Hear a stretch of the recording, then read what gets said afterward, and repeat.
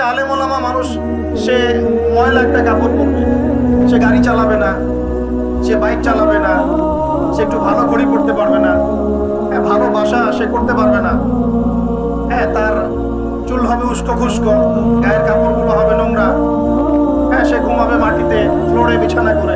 আমাদের সেন্টিমেন্টটা কেন জানি এমন হয়ে গেছে, তাই না? সবচেয়ে বড় আলেম সবচেয়ে বড় গাড়ি চলবে, সবচেয়ে বড় আলেম সবচেয়ে বড় বাড়িতে থাকবে, সবচেয়ে বড় দিনী কমিউনিটি সবচেয়ে বড় খেদমত করবে ইসলামের এই দেশের বাড়িতে। দৃষ্টিভঙ্গি চেঞ্জ করতে হবে। আপনাকে আল্লাহ পাক সামর্থ্য দিয়েছেন, আল্লাহ পাক দেখতে চান সেটা আপনার গায়ে, আপনার চলাফেরায়, আপনার পরিবারে, আপনার সমাজে। ইসলামের দায়িত্ব যদি ইসলামপন্থীদের কাছে আসে, তাহলে পৃথিবীর বুকে সবচেয়ে গর্জিয়াস কান্ট্রিটা হবে বাংলাদেশ। এরকম চিন্তা থাকবে কেন? গতানুগতিক চিন্তা কেন? হ্যাঁ এটাও ঠিক, বহু আল্লাহওয়ালা মানুষ আছেন যারা সমাজের চাকচিক্য থেকে দূরে চলে যান। এটাও দরকার আছে, কারণ সমাজটা কলুষিত, এখানে ঢুকে এটাকে সংস্কার করতে গেলে হয়ে ওঠে না, এই জন্য তারা বাধ্য হয়ে এখান থেকে সরে আসে। এটাও একটা অপশন। আমি এমন আলেম দেখেছি বাংলাদেশের মাটিতে, আসলে বলে বোঝাতে পারবো না, যেটাই বলবো সেটাই কম হয়ে যাবে। এতটুকু বলবো খালি, তারা এই জগতের মানুষ না, তারা এই জগতেরই মানুষ না। এই জগতের নোংরামি, ফাহেসা জিনিস, এই জগতের ফিতনা ফাসাদ, এসব থেকে সম্পূর্ণ এই জগতেরই মানুষ না তারা। এমনও মানুষ এই বাংলার মাটিতে আছে, রাতের বেলা তারা চোখের পানি ফেলে, তাহাজ্জুদে তারা এই উম্মার জন্য দোয়া করেন। আর বলতে যাচ্ছে না, শোনেন, এখন আমরা আমাদের ফিলোসফিটা কিভাবে সাজাবো? আমরা ইসলামের যে কাজটাই করবো সবচেয়ে সেরাভাবে করার চেষ্টা করবো।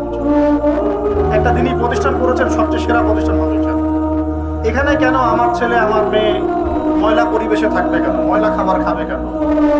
কেন সে 8-10টা সেকুলার প্রতিষ্ঠানের মতো ফ্যাসিলিটিস পাবে না কেন? দিতে হবে। একজন বিত্তশালী তার সন্তানকে কোন একটা নুরানি বক্তব্যে বা মাদ্রাসায় অন্য জায়গায় পড়াতে তার কিছুটা অ্যালার্জি বোধ হচ্ছে, খেয়াল করে দেখেন এখন। কেন? তিনি পরিবেশ খুঁজে পাচ্ছেন, আমরা পরিবেশ দিচ্ছি না কেন? দিতে হবে বা দেওয়ার চেষ্টা করতে হবে। আমরা যে কাজটাই করবো সেটা সবচেয়ে সেরাভাবে করার চেষ্টা করবো, এটা হলো আমার কথা বলার উদ্দেশ্য। এখন আল্লাহ পাক দেখতে চাচ্ছেন আমলের শ্রেষ্ঠকে দুনিয়াতে। এই যে আমরা বেঁচে আছি, আসার উদ্দেশ্য জানতে পারলাম সূরা জারিয়াতে 56 নম্বর আয়াতে। কেন এসেছি? আল্লাহর ইবাদত করতে। ইবাদত কি? জীবনের সব কাজই ইবাদত, রাসূলের সুন্নাহ মাফিক হতে হবে। এখন ইবাদত করার সময় মাথায় কি রাখবো? আমার ইবাদত যেন সবচেয়ে সেরা হয়। আল্লাহ পাক দেখতে চান আমলের শ্রেষ্ঠকে। এখন আমার উদ্দেশ্য কি? আমার উদ্দেশ্য হচ্ছে সূরা আলে ইমরানের 185 নম্বর আয়াত। আল্লাহ পাক বলছেন, কুল্লু নাফসিন যায়িকাতুল মাউত, প্রত্যেক নফস মৃত্যুর স্বাদ গ্রহণ করবে এবং কিয়ামতের মাঠে তাদেরকে পূর্ণ আজর দেয়া হবে। এটা তো সবাই জানে।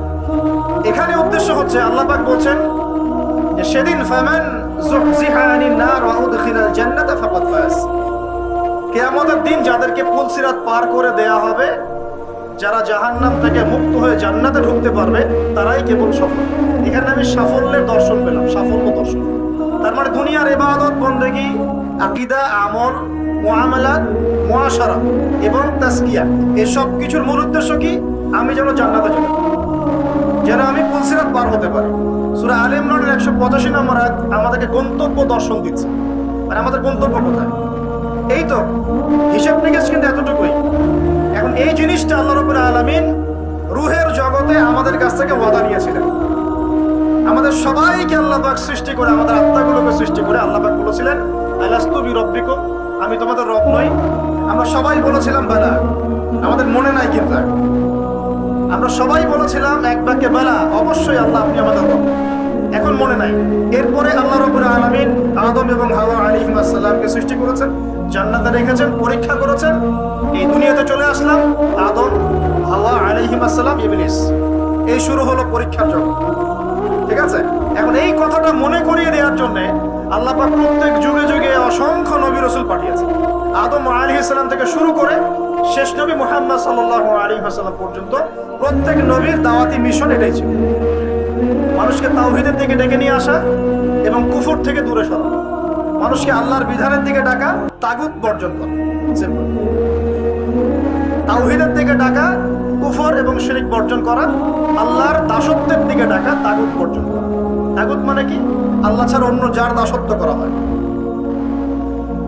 আর প্রত্যেক নবী তার কওমকে ওই নবীর সুন্নতের দিকে ডেকেছেন।